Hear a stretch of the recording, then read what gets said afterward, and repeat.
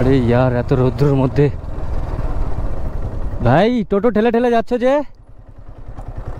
কি হয়েছে? চার্জ নেই নাকি?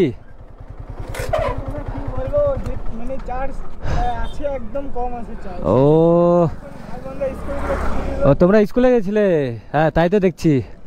ইস কি হাসি পাচ্ছে না দাদাদের কষ্ট দেখে। হ্যাঁ হ্যাঁ হ্যাঁ বুঝতে পেরেছি ভাই, যে রৌদ্রু। ওদেরকে কত দূর নামিয়ে দেবে এদেরকে?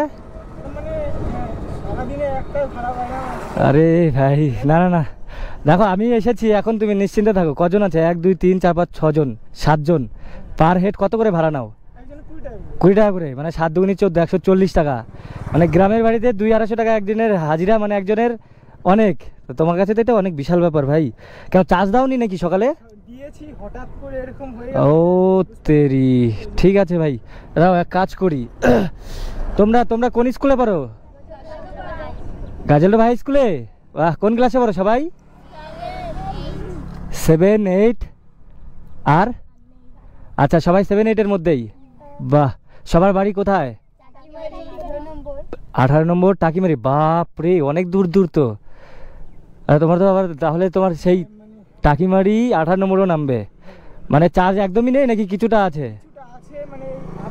আচ্ছা তোমাকে কত দূর পর্যন্ত নিয়ে গেলে তুমি তারপর ওদেরকে নিয়ে যেতে পারবে? তাও ওখান থেকে টাকিমারি যেতে পারবে না? পারবে? রশি আছে তোমার ব্যাগে? এই সরি গাড়িতে, বের করো। আচ্ছা তোমরা নিশ্চিন্তে থাকো, এবার অন্য টোটোতে গেলে তো ওর লস হয়ে যাবে তাই না? অন্য যদি টোটো ধরো, তোমাদের ধরতে হবে না অন্য টোটো, ঠিক আছে? আমি নিয়ে যাচ্ছি তোমাদেরকে টেনে। ভাই সাহেব গেল রে ভাই। টানতে পারবো কি না? পারবো তো টানতে ভাই। এর আগে একদিন সেম আমার সাথে এরকমই হয়েছিল, একটা গাজলডোবাতে একটা টোটো মানে মাল লোড ছিল। না না না ঠিক আছে। সারাদিনে একটাও মারোনি? বাপ রে ভাই।